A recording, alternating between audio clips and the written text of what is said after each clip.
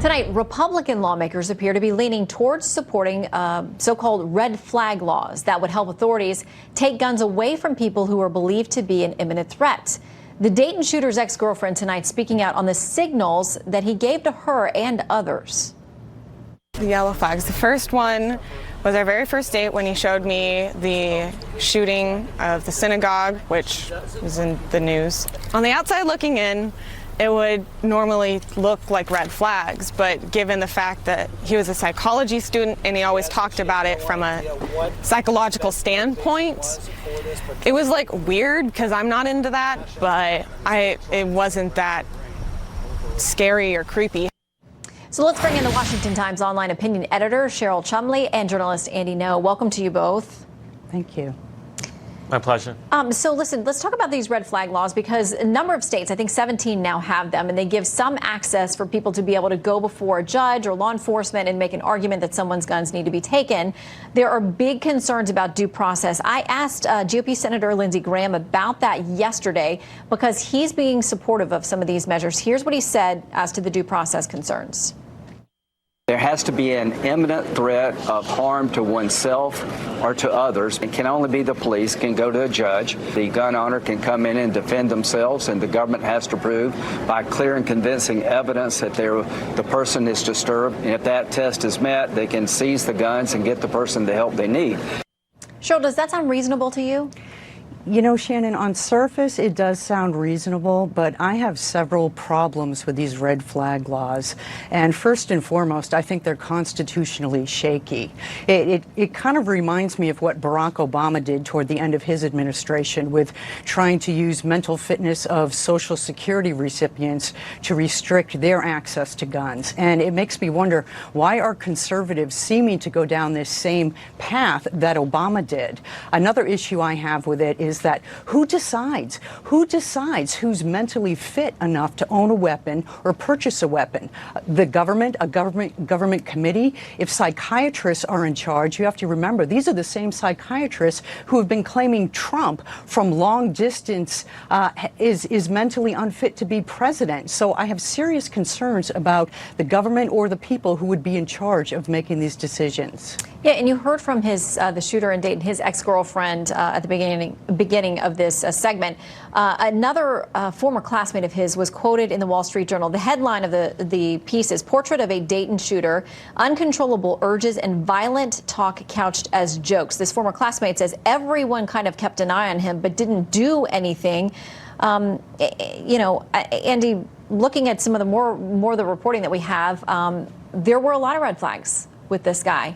And yet, as we've seen in so many cases, nothing came together to stop him from legally buying these firearms.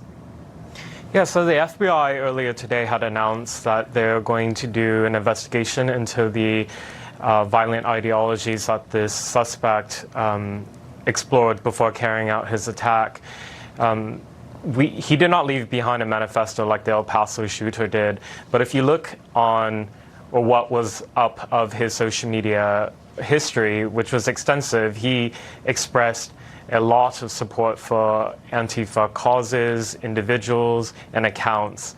And just recently, he praised the Tacoma ICE facility bomber, who was an Antifa militant, as a martyr.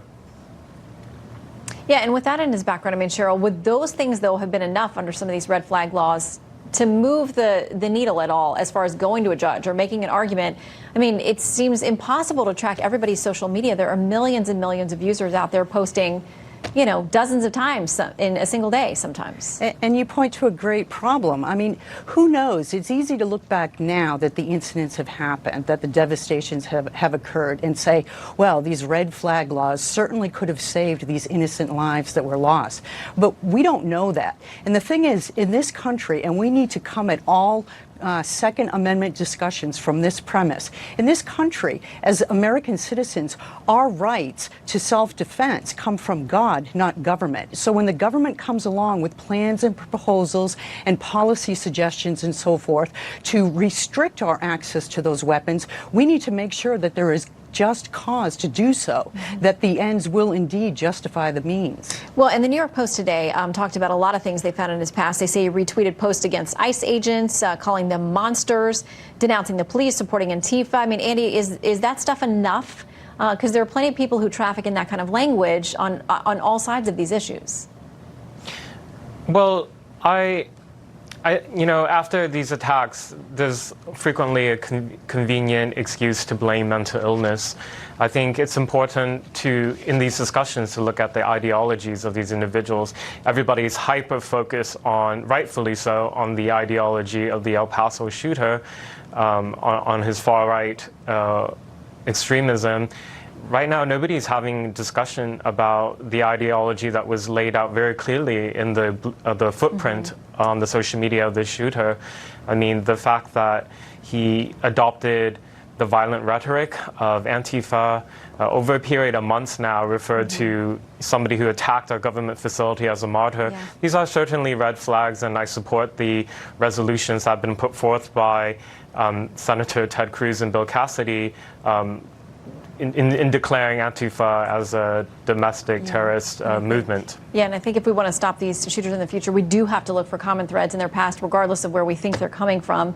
Cheryl and Andy, thank you both. Thank you. My pleasure. With more lawmakers signaling support for those red flags.